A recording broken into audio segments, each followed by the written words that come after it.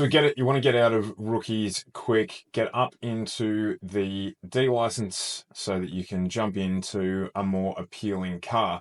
But what's the best way to do it? We see a lot of rookies get a lot of advice about sitting at the back of the field, just trundling around to get safety ratings so that they can get up to that next level of license. But is that the best approach to get you faster and to get you out of rookies? Well, in my opinion, the answer is no. So I'm going to give you some tips that I've learned across my iRacing journey to help you improve quickly and also to get out of that rookie class. So the first tip I wanted to talk about is practicing. Practicing is obviously something that is time consuming. It's something that people don't generally want to do when they get onto the sim the first time around, but it is the key to getting yourself up to speed, get your techniques right, and truly understand how to drive a sim. Now, it's called a sim for a reason. It's not like jumping on a controller on a PlayStation and playing Forza or any of those other games. It really is a game where you need to put in practice to develop the techniques that you'll require when you move up in your iRating and you move up in your license categories to be able to race those more complicated cars. There's a reason why iRacing start you out in an MX-5 or the Skippy, and it's because they're lower powered cars that can encourage you to learn basic racing techniques. So turn-in points, braking points, understanding how to control the car. It sounds pretty simple because, look, I mean, really it is. Overall, it's a simple techniques to master, but you need to practice to get them right. You can't just have them out of the box, or few drivers have them straight out of the box. So you need to learn to identify braking points on the track, learn to identify your turn-in points at particular corners, understand throttle control, understand braking control. And these are techniques that you can master in these cars. The MX-5 is great for it. And the racing is actually really fun. It's close and competitive. There's a lot of drivers who'll drop back from getting out of their rookie license and run MX-5 races. Matt Malone's one. He loves the MX-5. He's in it every week. And it's because the racing in it's really good as well. So practice, practice, practice. It sounds boring, but it's absolutely the way to getting yourself out of the rookie class quickly, because you'll beat those that don't put in the time to get better at Racecraft, and you'll beat them quite easily because of the way that the iRating and the safety rating is structured within iRacing, so you can move up in that license class and perhaps jump into the Ferrari. We talk about Racecraft as part of this practicing, and it is really important when you jump up into those next cars, because there's things like ABS and traction control to take into consideration when you do move up categories, and these are things that you won't necessarily get exposed to depending on the path you take in the rookie class. So mastering those basic techniques will then help you when you do make that step up to be quicker, and to be able to actually manage your momentum as you move forward in iRacing and you move up into C and B class licenses and start driving, LMPs and other things like that. So practicing is really, really important, and it's definitely worth the time that you spend in the sim doing it. You'll see the results a lot quicker. The second point I wanted to touch on is about observing. So talk about practice. If you're not sure what to do, you're not sure where to start, you're not sure where the braking points are, where the turn-in points are, but jump into a practice session with some faster drivers who are running at a track or in a track car combo that you're looking to run, and jump on board with them. Watch what they're doing. If you can do it from a bird's eye view as well, have a look at where they're positioning the car, have a look at where they're braking, their turn-in points, and try and identify, even if you can, their brake markers so that you can follow those same brake markers when you get out on track. You'll find very quickly that this will help you move up in, or move faster in your lap times. And by doing that, obviously, it's like a little bit of a cheat in a way, but it's not, to help you get quicker, because those drivers have obviously learnt those techniques and learnt those braking points and turning points on those cars, and it just saves you a little bit of guesswork in terms of how you drive. Now, that's not to say that you might not need to adjust your braking points, but it does give you a good starting point to at least have an idea of where you need to be and where you need to be braking, and those turn-in points, which are critical to generating that lap pace without you having to guess. Obviously, there's services like VRS and that offer full track map reviews in particular cars, or in pretty much every car actually. But if you're looking for a free way to do it rather than a way to buy a subscription, then that's an easy way for you to do it. And you can get some really valuable information from it that will help you accelerate your learning and be able to help you get quicker, as I said, to move forward in your iRacing journey. The next one will probably be a little bit of a hit and miss point with some people. There's people that think that by not qualifying, you're gonna get out of rookies quicker. And look, that's absolutely the case. There's no two ways about it. If you don't qualify and you start at the back of the grid, then you're gonna accelerate your safety rating improvement because you're gonna be able to just trundle around at the back of the field. If you're not sure how the safety rating works, a really brief summary of it is basically it calculates how safe a driver you are based on how many incident points you get. Incident points can be accrued from hitting other cars, but also from getting off tracks.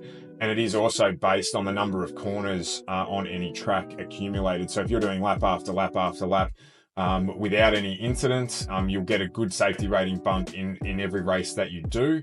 But it doesn't really teach you a lot. And that's why I'd suggest not doing that as a core strategy to move yourself up in class, because what you'll find is you'll then get into D license or you'll move up through the ranking, but you won't have learned a lot. You'll just have learned how to get out of rookies, and that's not the point of rookies. It's obviously there to help you learn and learn basic racecraft so that you can be prepared for when you do move up into those quicker cars. So touching on my first point of practice, if you're practicing a track combination, car combination, and you're, within 1/10, 2/10 of the fast cars or the front guys at the end of every practice session, when it flips over to the race, qualify, because at the end of the day, you're going to avoid potentially a lot of the mid-pack drama, which is where the issues come for a lot of races. You're going to avoid that if you can qualify up the front. If your qualification lap isn't that great and say you make a mistake, then there's always the option to start from pit lane, which still has the same benefit of not qualifying, and starting from the back of the field. So you're not stuck. So you're better off having a crack at qualifying. If you manage to get up in the first couple of cars, then start the race there, because it will give you the practice that you need of starting at the front of the grid, but also it means that you're gonna get exposure to racecraft that you don't get when you just trundle around at the back of the field. As I said, if you make a mistake in qualifying, just start from pit lane. It doesn't make any difference then. At least you've had a go at it and you get practice at actually qualifying, which, some people struggle with. And you never know what might happen. You put it on pole and then you can try and drive off into the distance and make the best of the race. Last but not least, and one thing that I think everyone would agree with, is there's a lot of people, and you'll get exposure to it on iRacing, there's a lot of drivers that just don't understand basic racecraft, and they go hell for leather at everything, and there's no consequence to the action, of course, if you crash or whatever the case might be, because we're, at the end of the day, in a virtual car. But that doesn't mean that you can't race smart. And what I mean by race smart is, if your objective is to get out of rookies, then you want to have clean races, maximize your safety rating, and at the same time protect your I rating. So you want to gain I rating where you can. Get out of those lower splits with the kamikaze drivers that are always going to end up losing I rating because they get involved in incidents and quit races. So race smart. So at the end of the day, your objective in rookie class should be to finish the race with the fewest number of incident points with the maximum amount of I rating. Now, I say that like it's a rookie class only thing. It's not. It's a thing that would carry with you right through your iRacing journey. But it's the focal point for you in rookies, because that's what you're there to try and do, is to eventually get out of rookie class. So you've got to make a decision. If you're racing and you're in third or second and you're racing with the person in first, and you can tell that they're defending aggressively, they're cutting across the track, they're moving in the braking zone, they're turning in on you when you do try to make a pass, then you've got to consciously make a decision about what you want to do. The win at the end of the day isn't going to bring you that much more I rating, and we don't get paid for wins. So at the end of the day, sheep stations aren't on the line for you to get that result. So back off. Be happy to finish second and grab the 86 or 90 I rating you're going to get for finishing second. Grab the safety rating bump that you're going to get from having a clean race, and finishing in second position, and then move on to the next race. The wins will come, but the one thing that you can rest assured is that you'll stay in rookie class if every race you're battling to the line with the person in front of you, and you just continually will find that you end up getting incident points, and those incident points will damage your safety rating, and you just get stuck in a loop. And I think that happens to a lot of rookie drivers, and that's when they go back to employing that, well, I'm just not going to qualify. I'll trundle around at the back of the grid because I don't want to drive the MX-5 anymore. And they do that as a strategy. And then they find that when they get into the D license class, that they're still struggling with the same problem because they're not racing smart. They're racing like their lives depend on it. And I can tell you, I've been on iRacing now since 2013, and it's still same as it was back then in terms of people wanting to do that, and it goes that way even in endurance racing. When we do endurance racing, which is the thing that I focus on probably the most, that drivers still drive that way, so you're always going to have to contend with it, and then you've just got to understand what you want to get out of iRacing, and that's probably the most important thing.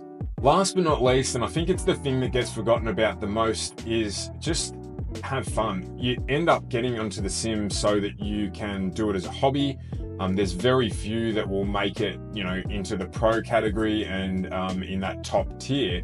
So at the end of the day, don't worry so much about your I rating. Don't worry so much about your safety rating.